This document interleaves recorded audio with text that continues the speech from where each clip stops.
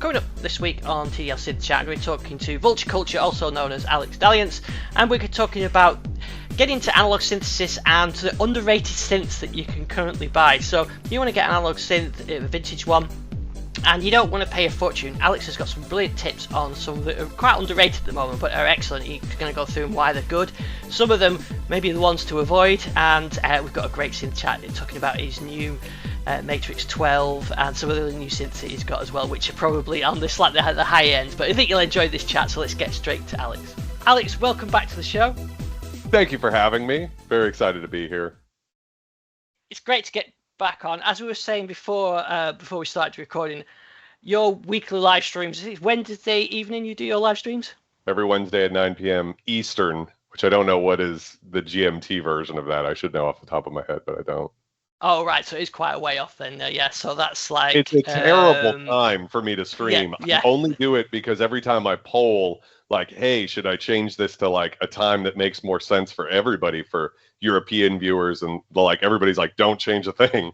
But I, for a while, have wanted to change it to a time that makes more sense where people from over the pond can watch as well. So I'll probably do that at some point, but I just am not in a hurry to upset my... You've got your community. But as I was saying before, I like watching them on the replay, and I'm often doing a bit of programming or something, and it's like I'm there, but it's a bit delayed, so I can't input, which I would like to do, but still, it's nice to get part of it. But I love your videos, and I think what we're going to talk tonight is something you touched on quite a few times on your channel, is sort of underrated synths, particularly analog synths. I mean, I can see a lovely collection. There's some of them are not so underrated on those ones behind you there. A couple of overrated ones, yeah. So I thought we'd talk about that actually, but before we do that, I've got to ask. So what's new since we last talked that you've got behind you? That's a good question. I believe it would probably be the Matrix 12 and the Andromeda since we last spoke. So the Andromeda, yeah.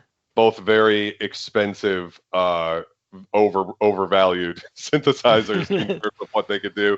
I also replaced my monopoly, so I just got this today, actually. Oh, and the Juno 6, which is behind me. So that's this guy over here. So I finally got the legendary Juno 6, which is probably the best version of the Junos. I mean, the 60 is going to be the one that sells for more, but the 60 isn't actually technically entirely analog. The control surface is digitized so that it can be saved in patch memory. The Juno 6 doesn't have patch memory, therefore it doesn't need any sort of digital quantization going on. And so it's pretty cool because it's the only Juno that doesn't have a stepped high pass filter. I don't know if you're familiar with any of them, but they have this like 4-stage high pass filter, and on the lowest stage it's actually a bass boost, because on its own the Junos and the JXs sound like a little thin. So they actually put a bass boost circuit into these synths. Anyways, it's probably getting a little too nerdy too quick for some people. Not for me. I like this kind of talk. But yeah, it's the nice sounding synths. I've had a JX 3P, but not a Juno. They have such a nice sort of... I played them and they've got a sort of nice warm feel when you get them. What do you think of the Andromeda? I always coveted that when it was kind of when analog synths were sort of having a revival, really, wasn't it? It was like, would it have been mid-90s, late 90s? It would have debuted in either late 99 or early 2000 would be my guess off the top of my head. Yeah. So how are you finding that one? It is, it's kind of a mixed bag. In terms of sound, I think it probably might be everything anyone could ever want. Having said that, I still kind of gravitate towards the more flavorful synths.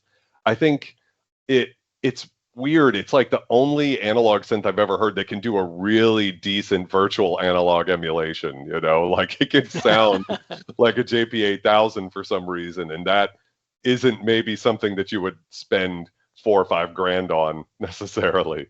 But having said that, as far as like a Matrix-like synthesizer, in the sense that you've got the notch filter, you actually have more hands-on control than I realized, because with a traditional, even with the Matrix 12, it's going to behave more like a TO5, because you actually have I think 5 filter knobs, 4 or 5 filter knobs, so you can blend in different amounts of low pass and high pass. So you don't just have a notch mode. You can actually kind of control that weighting of the notch filter. Do you want a little bit more high pass or a little bit more low pass? So it's kind of like the blend knob on like a TO5 or an OB6 or something, but it's probably even a little bit more hands-on, and you can use that Moog filter they built into it as well. So from that perspective, it should be the ultimate synthesizer. And then I think the effects are pretty terrible for me, and I like grainy lo-fi vintage effects, and then there's also just bad, and that's where I would put the Andromeda's effects. The analog distortion on it, it just sounds bad to me. Like it's one of those examples of just because something's analog does not mean it sounds good inherently. So it's this weird mixture. When I've put it into more like stacked modes, like triggering more than one voice at a time, I've noticed some kind of glitchier behavior that makes me go, okay, that probably I'm not going to use it that way then. So there's a certain way in which, even though it's got the 16 voices, is it is it everything you'd want it to be? Maybe. I've still got to spend some more time with it to really give you a good answer. I think it was one of the. It really took them to the verge of bankruptcy. I think, really, didn't it? That synth. So, but I do remember, reading Keyboard magazine when it was announced. It was that transition back to analog, and it was a real flagship for that movement at the time.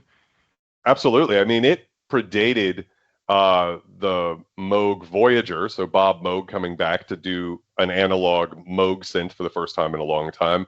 And then it beat Dave Smith to the game too as well. So yeah, I mean, Alesis doesn't get enough credit for really starting the analog revival at a time where everybody couldn't care less about analog. Yeah. And there is sort of like a weird curse, like you said, a bankruptcy curse when synth companies try to go for this. So most of the team that worked on the Andromeda worked under Marcus Ryle on the Quadrasynth. So Marcus Ryle, after he left Oberheim, went on to contract out his design services to Alesis. He worked on the HR16 drum machine, the sequencer they put out, and then the Quadrasynth. If I said quadraverb, I meant to say Quadrasynth. And then that team went on to do the Andromeda, almost bankrupts Alesis. The Matrix 12 did bankrupt Oberheim. So it's this kind of like weird curse, like if you just try to go too big sometimes. Yeah, sometimes I suppose it's if you did it now, if you went on forums or Reddit or something and said, "Tell me what synth you want," you get all these requests in there, and if you made it, you go bankrupt. So right. Yeah. I suppose. What about the Matrix 12 though? You mentioned that one. That's a nice synth. I've never played one of those. Yeah, I mean, it's the best of all time. But even the one thing I can say is doing tests with it. You have only so many possible values. So Michel Dwadik and Marcus Ryle actually coded the Matrix 12 in assembly. So I mean, it's as like bare bones as possible. And so if you want to get like a really tight, snappy bass, you've got about I want to say it's a 7 millisecond interval where whereas if you're talking about a true analog synth, you could get tighter than that. The real issue is, so you start with a linear envelope shape, like just straight down, which the difference I'm sure you're aware of, but maybe if your viewers aren't familiar with it, the difference between that and a more exponential shape where it's going to fall off, or logarithmic fall off a lot faster. The difference in the sound quality is major when you're doing plucky type sounds. One sounds much more natural. Linear is much better sometimes for like long evolving pads, whereas exponential can be weird because the pad will just sort of like get there too fast and then just sort of slowly mellow out or whatever. But anyways, that you even have a tracking generator built in to the Matrix 12 where you can modify the shape of many things, but one of them would be the envelope shape to give it that more logarithmic or exponential shape to the But even with that, because it can't update faster than that 7 millisecond window, you'll never get quite as plucky of a sound as you could on something like a true analog synth, like a Monopoly or a Sequential Pro 1, any of the Moog stuff from back in the day. So even the mighty Matrix 12 is not flawless. There's still like a couple of things to it that make it from being perfect.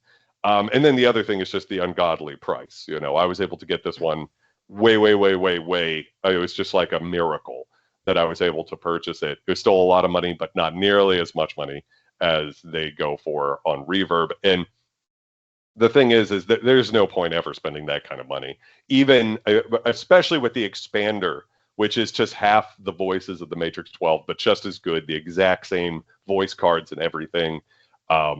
You know, I would recommend the expander, and even that is a very expensive synthesizer. So it's hard to. I don't know about you. Yeah. Anytime I buy a synth, I get a dopamine hit, an amount, and whether it's a cool synth, like you got the DW-8000 since we last spoke. I want to hear what you think about it.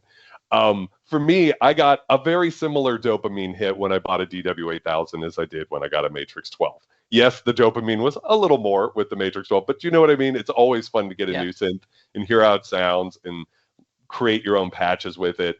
And, you know, if I wasn't doing this synthesizer YouTubing thing, there's no point of getting a Matrix 12.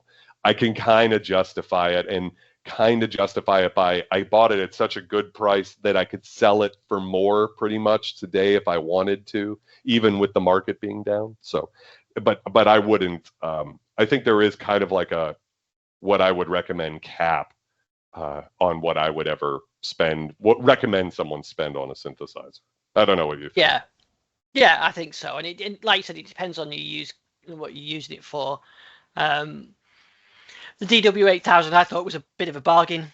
It's a bit, we're talking underrated analog synths, and it's a hybrid synth, isn't it? But yeah, I think the prices are pretty good on it. And when you turn it on, I think patch 1.1 on mine is this lovely warm analog pad that I think I programmed it in fairly early when I first got it, actually, and I've left it on program 1.1 because as soon as you come to it and you play a D minor chord, it's beautiful. It's for a hybrid synth using wavetables, because of those analog filters. It's just a beautiful warm pad, and you can get nice digital sounds out of it.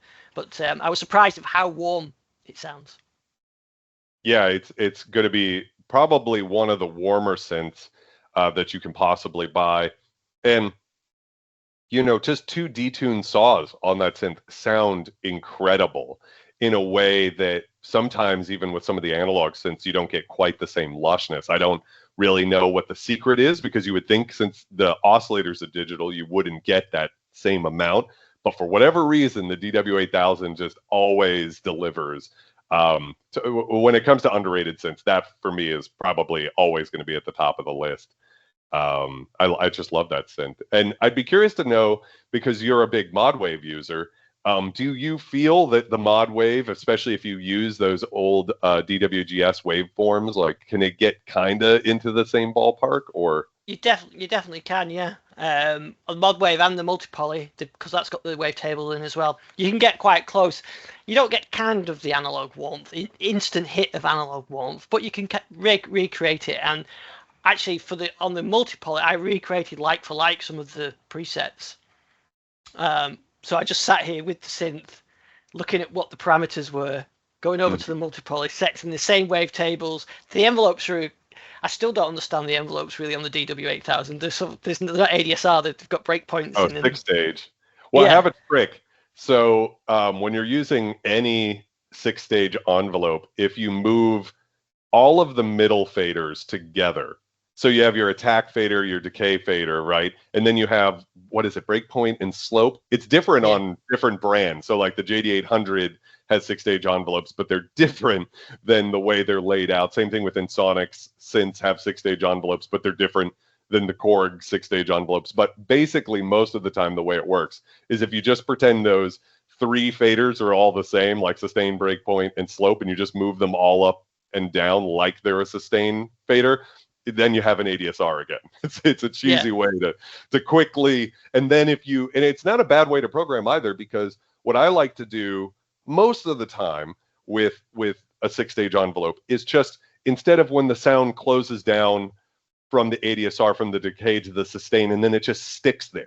It just becomes like kind of static unless you have some good LFO or detune, some sort of modulation going on. It has that just like boring sound.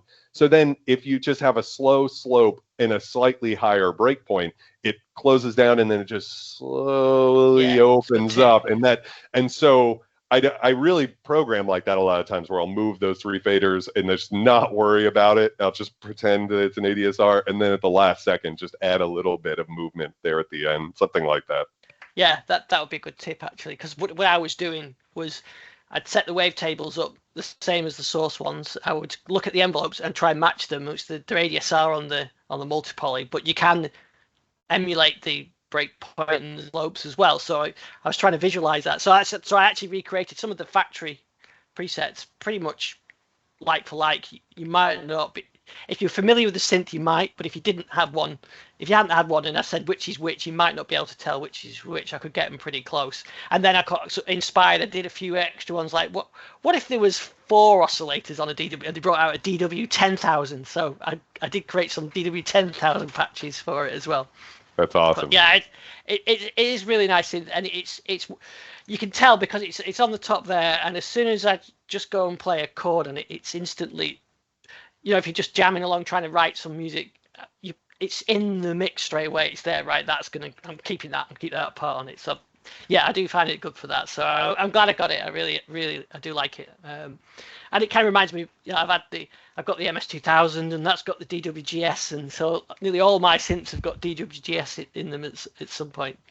Yeah, I did watch your video on that, comparing the DWGS on all of them, but I was just curious to get like kind of your final opinion on, especially as you crank the resonance, that KGM 2069 filter chip in the DW-8000 is modeled, I believe, after like the SSM 2040 chip, which is in the Prophet 5. And there's something about vintage analog resonance most of the time, but analog resonance in general, that I think multi-poly probably does the best job capturing, but even the best designers still have trouble getting that like last 5 or 10% of filter sweetness, is what I think of it, where you just crank it and it's just instantly satisfying, as opposed to like, you can make a beautiful sound any day. I mean, multi-poly is so good. All of the new Korg stuff is so good.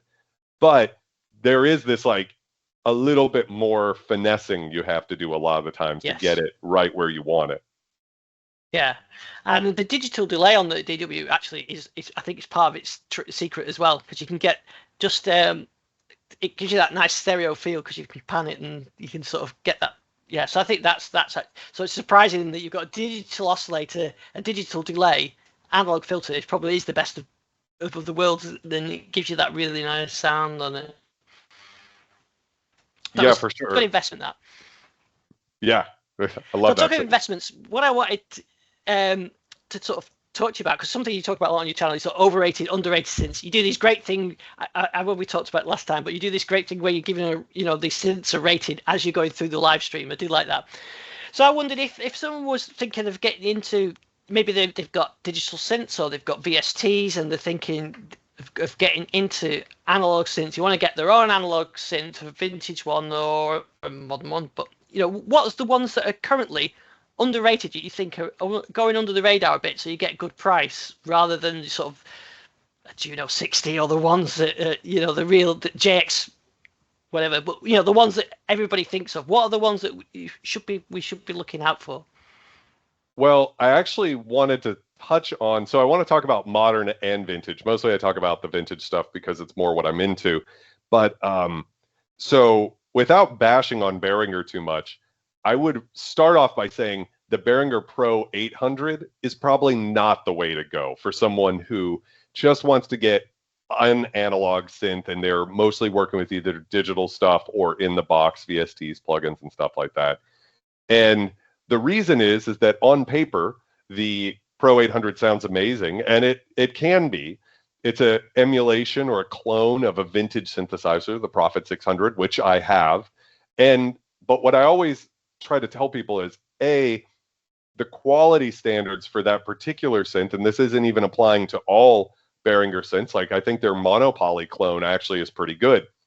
For whatever reason, the Pro-800 seems to have a lot of like flaky membrane panel issues and jumpy encoders and things like that. And they tried to fix it in firmware by denoising that, and it still can happen with a lot of units. So the advantage of a modern synth, right, is that you have a warranty. So if there's a problem with it, whatever, you can send it back. There are vintage synth dealers who offer warranties that are very similar, by the way. I think a lot of people are afraid to buy a vintage synth for that reason. They're like, well, what if it breaks? It's like, well, you know, if you're willing to pay a little bit more, you can also buy a vintage synth with a warranty. But the other thing is like the sound of the Prophet 600 is not the best at all, because it's a clone of the Prophet 5, but cut down harshly to try to get a product out when Sequential was really struggling financially. They were working on the Prophet T8 at the time, and development was going slower than they wanted. So they actually ported a lot of the software from the T8 over to the Prophet 600, like the sequencer and everything.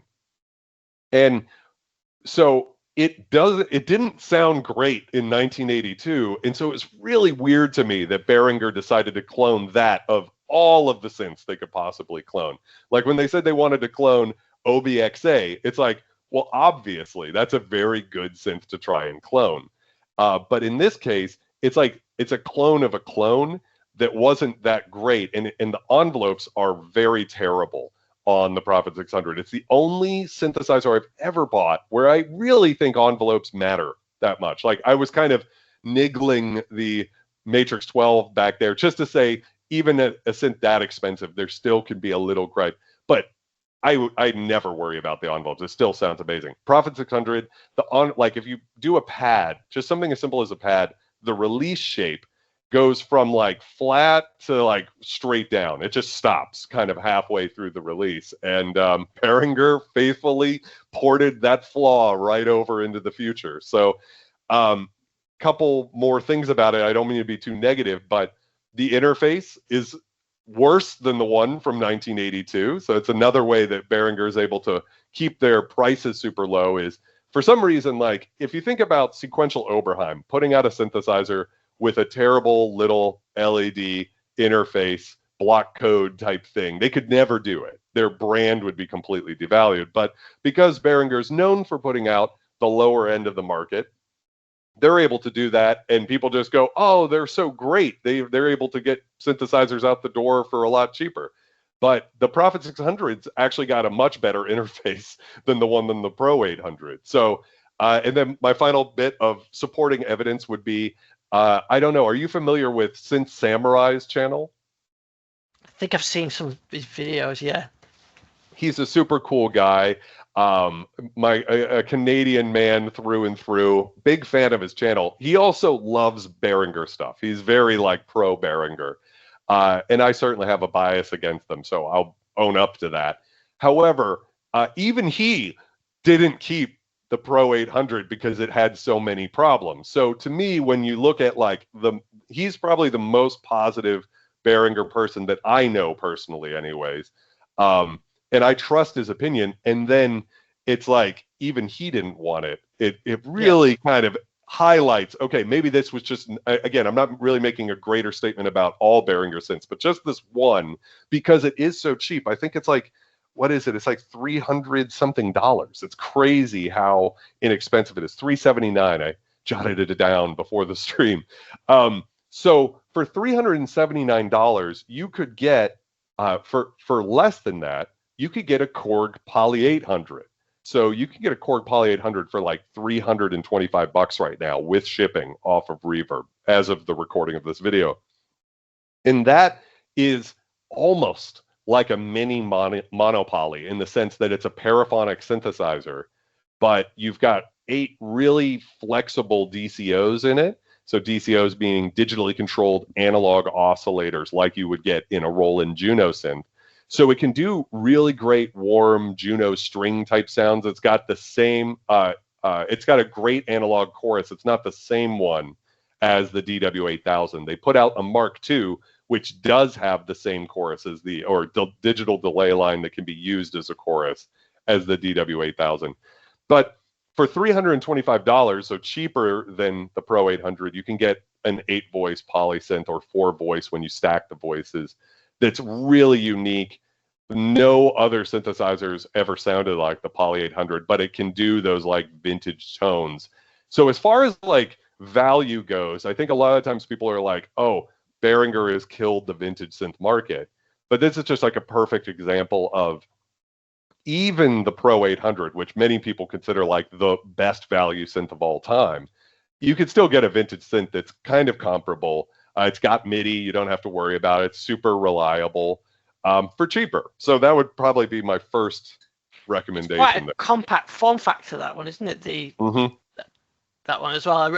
I did look at one of them when I was getting the DW. I actually did think about getting one of those because first of all, it's a nice form factor, but yeah, it's like you said, I think they are underrated. And I don't think I've played one for a number of years, but yeah, it's a good point. I mean, if it's like if a car manufacturer was to clone, 1971 Porsche or something, yeah, it's a classic. Yeah, good. But if you're cloning, I don't know what the equivalent, but a fucking Volvo from 1994. Yeah, exactly. Yeah, something that wasn't particularly classic in its day, or was a budget cut down on something else in its day. You might faithfully use it, but it's still not a great car because it wasn't in its day. So yeah, I get your point. It makes sense that, and I think if you really want something vintage, then you're well worth looking at like some of these Korgs. So I think that's probably a good one. So did you say that was the Poly-600 or the 800? Poly-800, yes. 800, yeah. Yeah. I think it's really great. I think for you, I'm glad you went with the DW-8000. That's going to have a little bit more warmth in the low end. The only real knock I have against the Poly-800, the paraphony didn't bother me at all. It's just on those very lowest notes, like if you're doing a bass line, the oscillators are just not as fat as something like a Monopoly or a DW-8000 Poly-6, Korg's other synths from the time. That's the only place you can really, otherwise it does brass leads, all sorts of stuff really well, and does give you that kind of instant hit of analog warmth you were talking about earlier. Mm-hmm. Yeah, so that's number one. That's a good tip. If you want to talk monosynths, vintage monosynths are expensive. I don't know why exactly that is. I think a lot of them have mystique. So if you wanted to buy just a monosynth as opposed to a polysynth, again, going back to your example of a producer, someone who works mostly in the box with VSTs, or they have maybe a couple of digital synths, but they want to try out this analog thing, I think Dreadbox makes a lot of really cool modern analog monosynths that don't sound like vanilla and boring. My problem with most modern synthesizers is they try to get them so balanced so they can do the sync lead sound from Cars, they can do a Juno pad, they can do a big bass line sound, that it can all just end up very flat.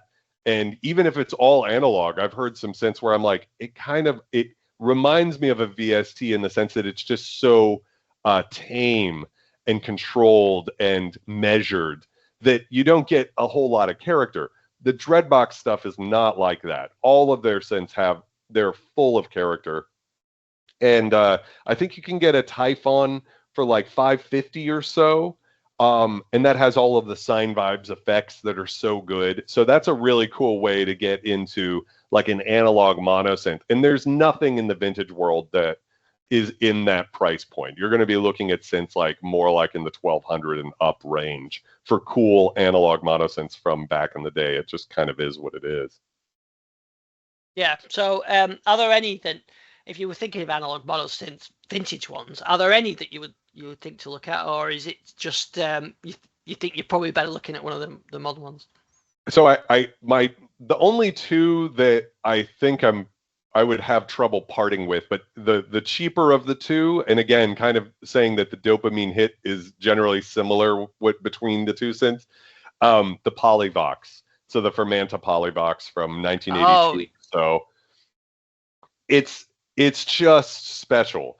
The good thing about the Polybox is how it sounds, and the bad thing is how it sounds, because it'll never not sound like a Polybox. Even with the resonance all the way down, it has a certain snarl to the filter because Vladimir Kuzmin, the creator, used the products he could get in Soviet Russia, as opposed to like over here in America or in the UK.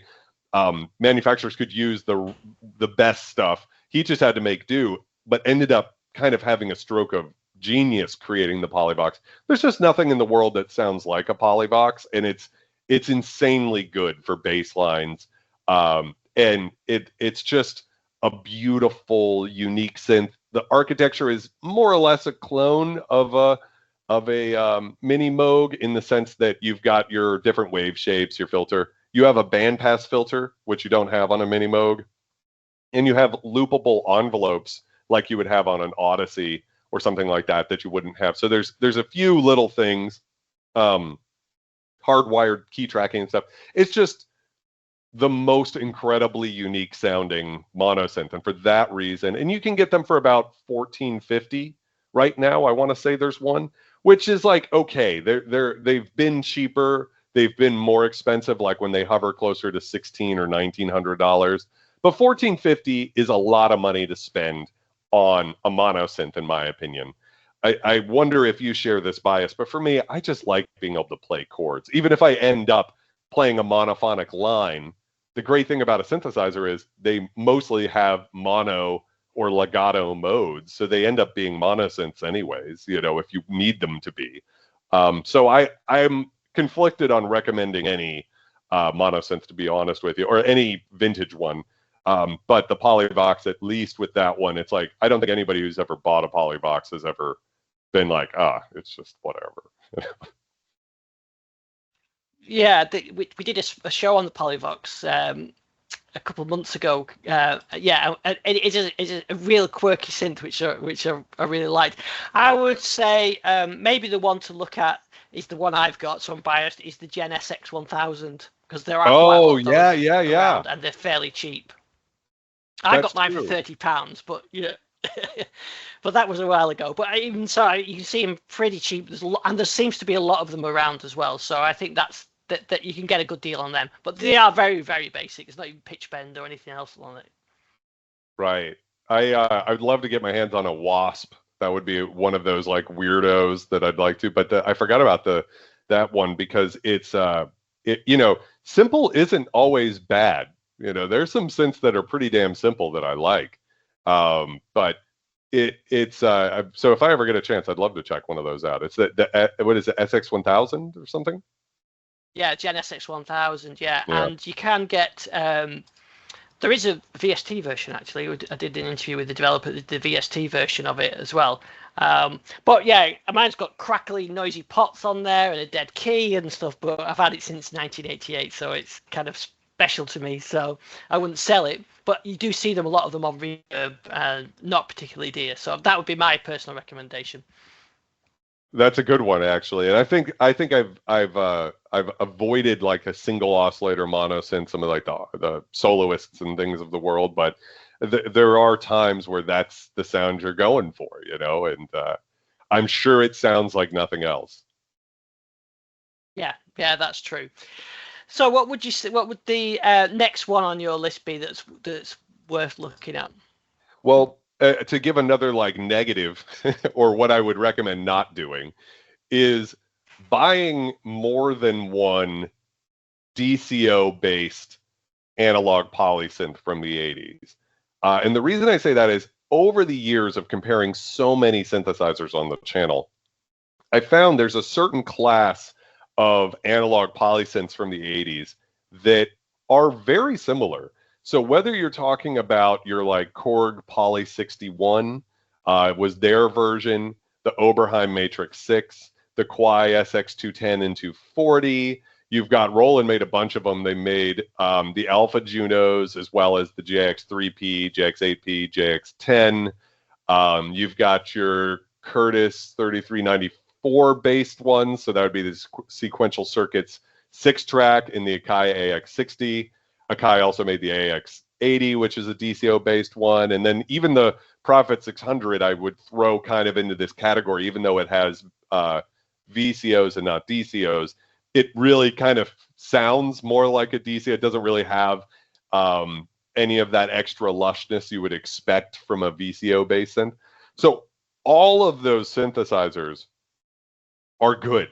Like they're all pretty good, but they're also very similar to each other. And it's not even that they're DCOs. I think it's just that at the time, 80s manufacturers were like, we have to crank out a synth that kind of can do this sort of sound. And so it was kind of a convergent evolution thing where all of them kind of are in the same ballpark sonically, as opposed to some of the other synths we could talk about. Like even the DW-8000 is going to sound wildly different than all of the rest of those synthesizers. So for me, what I would recommend for someone who's not a complete depraved sicko like myself, I would just buy one of them. They're all good, and they're in it. They all have some feature missing, like the JX3P doesn't have a mono mode, right? What else is there? The 8P, all of the JXs don't do PWM. The AX60 and the 6-track, they're only single oscillator, so they don't have a sub oscillator. The Junos don't have a second oscillator per voice, just a sub oscillator, so you'll never get that lushness. Poly-61 doesn't have that great filter that's either in the Poly-6 or the DW-8000. What else? The Matrix 6, like just the interface is just, one of those it's like it's painful to program, but otherwise is great. So it's, and the 240 is like way too expensive. You kind of have to pick and choose which thing you're willing to compromise on, like which thing doesn't bother you. But for me, I think like if I had to recommend one, it's probably the JX8P, just because of like the blend of features and price. I saw one on Reverb today for $559 with shipping, which I think is just an insane value. And sure, you could buy a programmer for it. The cheapest retroactive one is for the JX8P or 10. But you don't really need it with the 8P. It's a very immediate, very warm, I think great sounding analog polysynth.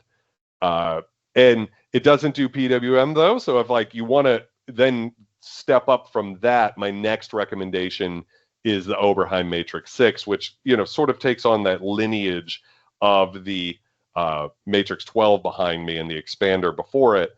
And you can get one of those for $1,000, which is like a crazy value when you think that's cheaper than Behringer's Oberheim clone, the UBXA, right?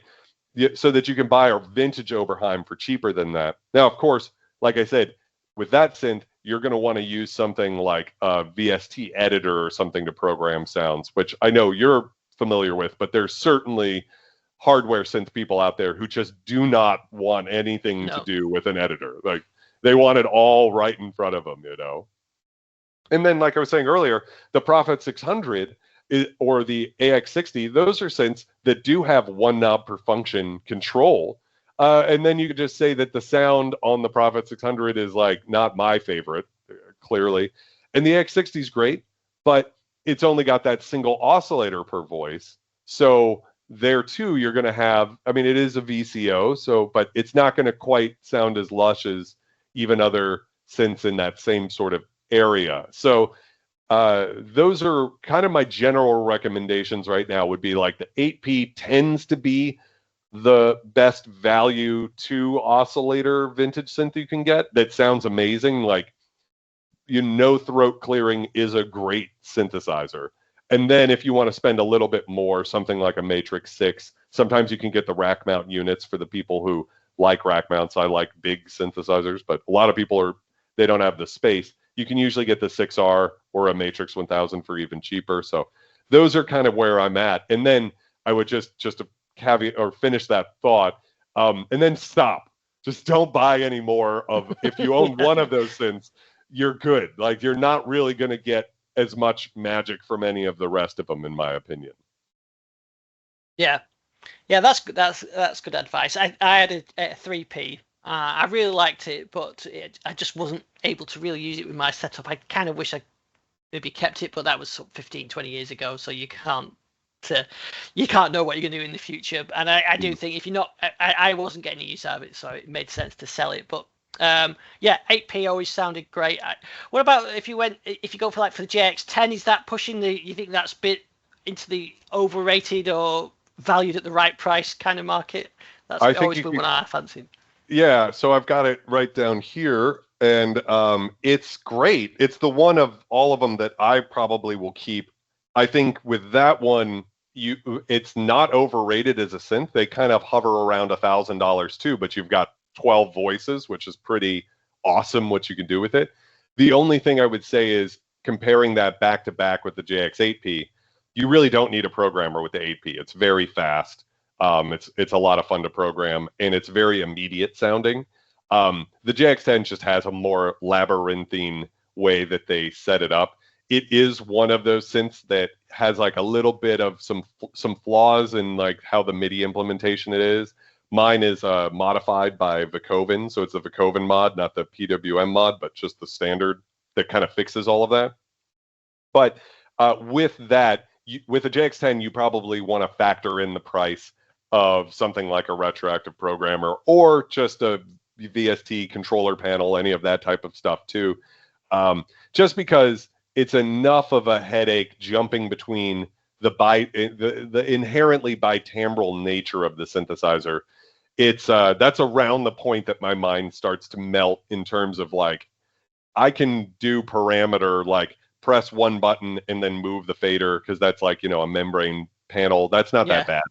But the moment you start having to enter parameter values and then or like select a parameter, then enter the value, but you forgot you were on the wrong layer, then it becomes more frustrating than it might be worth without something like a programmer. So that's my 2 cents. I think for most people, I don't know what you think, because you're like a wizard when it comes to synths like Modwave, Multipoly, Wave State that have a lot of layers going on.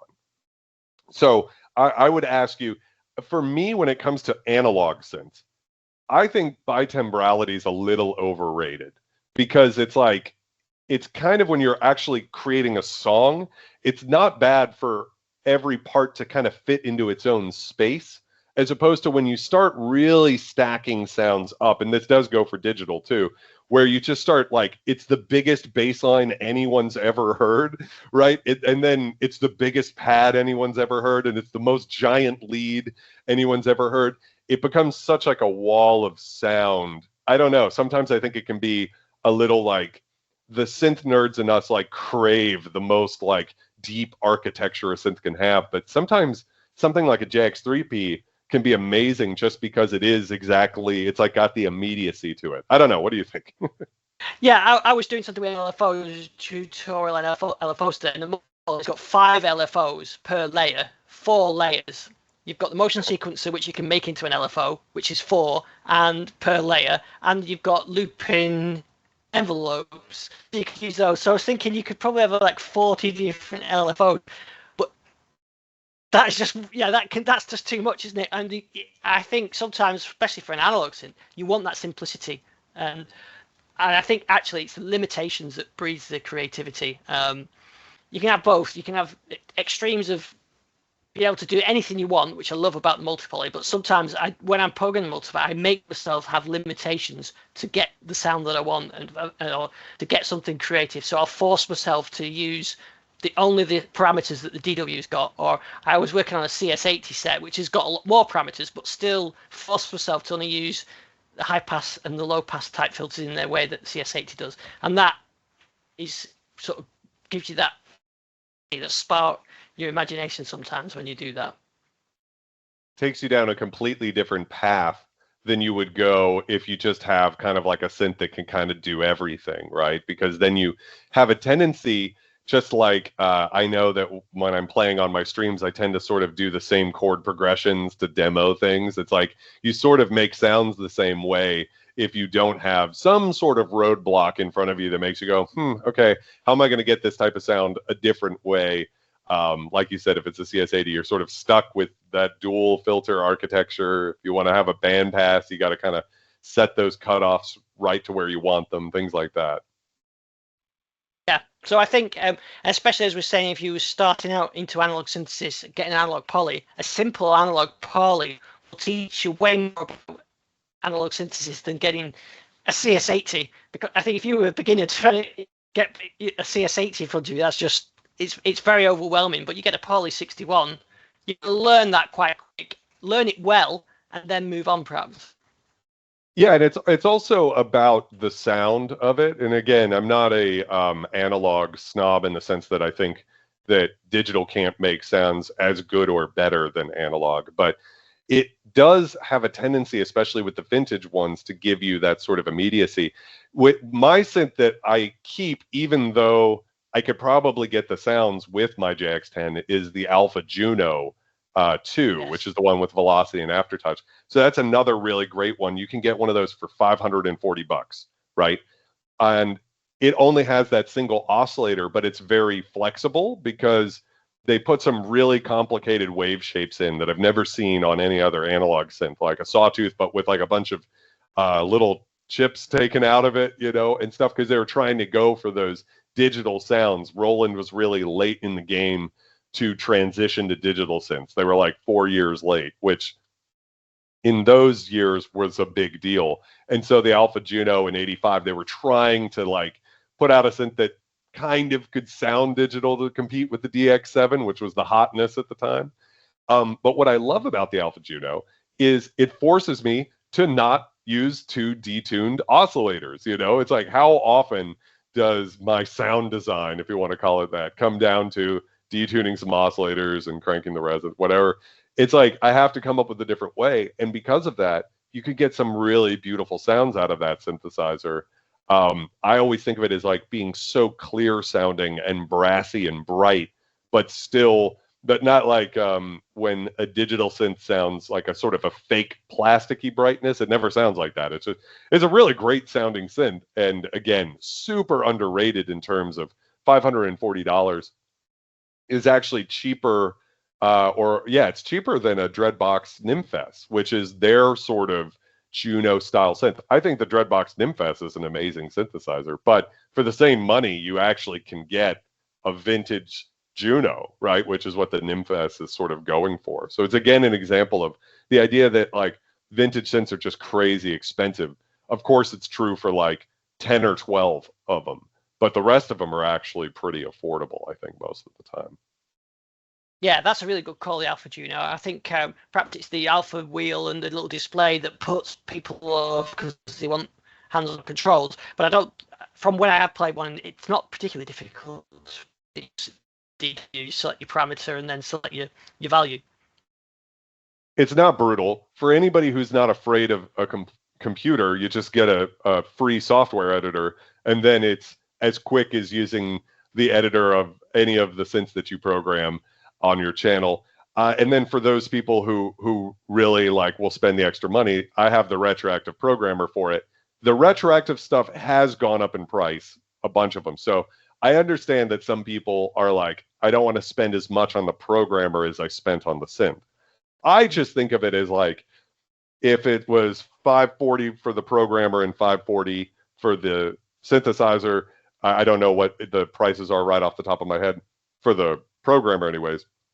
I still got a really awesome synthesizer for about $1,100. It's still better than what you're going to spend on something like a sequential Take 5, right? Which I think those are up to like $1,800 or something like that. So, from that perspective, I still think it's a good value, but I know for some people it's just, the retroactive programmers have just gotten too high because of, tariffs and all of that. Yeah, I did look at, I know they do offer the DW. I did think about that, but it was quite expensive. And I don't find it that difficult editing it through the front panel or through, I use the full bucket emulator. It's quite good one-to-one programming. So I use that as a sort of front panel for the DW, which works quite well. Can you use it to program the DW? Yeah, because you can send straight across. Wow, that's awesome. That's sick. I know they do an emulation of the Poly-800 too, so that's a good way. I think it's free, if I'm wrong. You can get the Poly-800 emulation to check out the sound of that synth.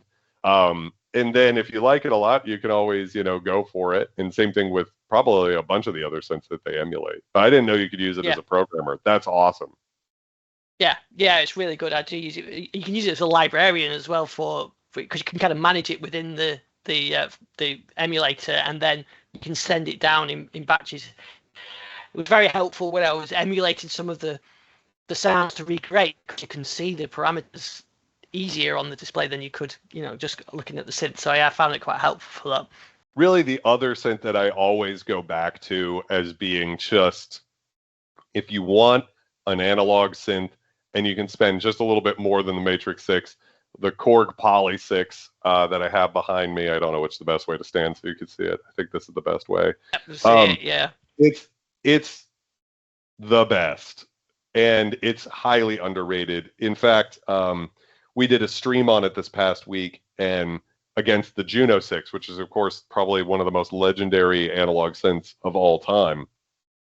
And 2/3 of the chat preferred the sound of the Poly 6, even if they were the same price, was how I put the poll in the chat. Like, if you had to pay, $1,500 for a Poly 6 or $1,500 for a Juno 6, which sounds better? 2/3 went Poly 6.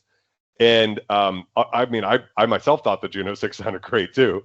But what's incredible is you can get one for like $1,300 versus if you want to buy a Juno 60, I think the last time I looked, it was about $2,900. So that synth is probably a little overrated just because the world kind of has Juno fever. It's like that synth. So there's people are just like, no, I have to have a Juno. And the 6 and the 60 are the highest end, best sounding versions of that. But as far as like, if you want a synth that sounds vintage as all hell and sounds warm and analog, it's really hard to beat the Poly 6 at the price point. There's nothing else that really competes. The VCOs have a beautiful drift to them. And it's one of those synths, like I was saying earlier, that's all analog in terms of the envelopes and all of that, which you don't get from the digital controlled synths that came later, like the JXs and the Alpha Junos of the world, where the envelopes are digitally created. So it just has that sound, and it's a great synth as far as it goes. Yeah. $1,300 is a lot to spend on a synth. It's not that expensive compared to, I think a UBXA is $1,300, right, to get the keyboard version. So without a doubt, UBXA has got polyphonic aftertouch and it's got more voices and things like that. So for some people, that's going to be the better choice if you had $1,300 either way. But I'm probably going to push more people to try the Poly 6. I think people don't realize what they're missing out on sometimes when it comes to those synths. The only thing I should say real quick before I let you speak, I apologize. I feel like I've been speaking too much this stream.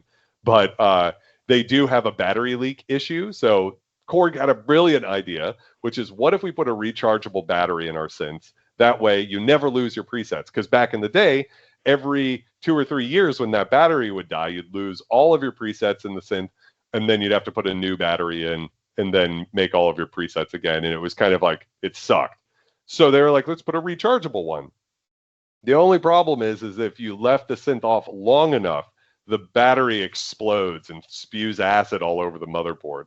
So when you're buying a Poly 6, you just have to make sure that the issue's been taken care of. Now, whenever I quote prices or talk about like a 1,300, that's a synth that's had the battery removed and fixed and all of that, no problems. That's a $1,300 synth.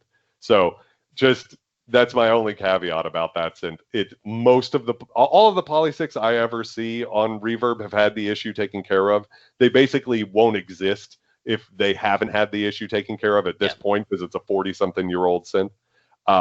But just, that should always be a question that you ask a seller, whether you see it on eBay or it's local or Reverb. Just, that's my only recommendation for viewers of this channel. Yeah, that's a good tip. And I find it interesting, isn't it, that analog music gear, or just music gear like this, how people still crave, and it's still relevant, analog gear, 40-year-old instruments like this. But I would play a 40-year-old synth, no problem, using it on a track, no problem. But I wouldn't be recording it on my 40-year-old computer. I wouldn't be trying to run it on my ZX Spectrum or a Commodore or a VIC-20. I know people still like, retro computers, but even a 40-year-old car, you probably wouldn't use as your daily driver. But something about music, and especially the that keeps us going back to them, even though they are 40-year-old and you have got battery potential issues and servicing that. I don't know what it is, but there's kind of a magic about them. There's absolutely a je ne sais quoi to vintage synths. I think one of it is the way time filters things. So I have spent a lot of time talking about vintage synths on the internet, but there are so many synths I haven't tried out because they just weren't that great. They came out in 83, a lot of the Casios. Yamaha put out a lot of like 2-operator or even some of their worst sounding 4-operator synths that just have kind of fallen through the cracks. And yeah, technically you could, if you know about it, you could find one on Reverb probably, but there's so many synths that just kind of fell through. And so when we think of vintage synths, we tend to think of like the top 50 vintage synths or so. And I think cars, there is an interesting sort of effect when you look at vintage cars, right? There is like a golden era, and I probably will get the numbers wrong, but I think it's like pre-71 or something like that. Some of the 50s through the 60s. I don't know anything about vintage cars. We do vintage car shows at my job. But as deep as we could possibly be into synthesizers, there's people even deeper into vintage cars, and for them, it's like, oh yeah, when this happened, 71 or 72, something like that, the economic changes, or sometimes it's even a technological change. Like we have the DX7, when that came along, that put an enormous pressure on synthesizer manufacturers to change up what they were doing. If they were making an analog synth, they had to figure out how to sell it cheaper than the DX7. And if they were like, we got to get an R&D team working on some sort of digital synth, right? So there just is kind of these moments, though, like, you don't get me wrong, like the 1940s cars are cool too, the ones that look more like those really like antique cars, but they're not the same as a Dodge SS from 69 or something like that. Those big bad muscle cars that have the throaty and all of that to them. So there just, I think, are moments in history where the economic pressures align with the tastes of the public from that era to create whatever we're talking about, not just synthesizers. I'm sure there's equivalents in every possible interest, but where there's like just golden ages do happen. And I think we're in a golden age right now. I think, since 2019 or so, the synth market has been so vibrant and exciting and different and interesting, and so many great products have come out. So I'm not even necessarily saying that like my preferred decade is the right one, but I'm just saying that, the 90s and 2010s were rough a little, or the 2000s were rough. Yeah, I think you're right. I think you're exactly right with that car, with a certain era of cars, certain era of synths. I wonder if somewhere there's a YouTube channel of some two guys talking about vintage cooking equipment and blenders from the 1980s, really getting into the different ones. There probably is. Once they started putting those titanium parts in it, it just all went downhill in 84, something like that. Yeah, exactly, yeah. Yeah, there probably is. Well, they were absolute brilliant tips, and as ever, it was brilliant talking to you. Really enjoyed that chat. I hope that gets some people through for thought, and I definitely recommend they check out your channel, because the way that you analyze those synths in a nice, fun, entertaining way is in depth as well. And like I said to you at the beginning, I love the in-depth videos. So I know some people like short ones. I've tried to shorten my videos, but I end up going too long because I like the depth stuff. But yours are great. I really enjoy those. So really do appreciate joining, and I can't wait to speak to you next time and see what synths you've bought in the meantime. Yeah, hopefully I won't have bought too many more. I'm really trying to slow down. But as always, Ian, it's a pleasure to speak with you. I look forward to every video you put out. I check out all of them. And I learned something in almost every one of them. You know, some little trick. I'm like, oh, I hadn't really thought about approaching making a brass sound exactly that way or something. You know, there's always little things. So I appreciate that about your channel. You're a really passionate guy, and your knowledge is deep. You know, when it comes to me twiddling some knobs on a Juno, it's nothing compared to understanding the lanes in a wave state. That is probably the wave station. Like if you look at the wave station is that's pinnacle of editing digital synths on that little 2-line display.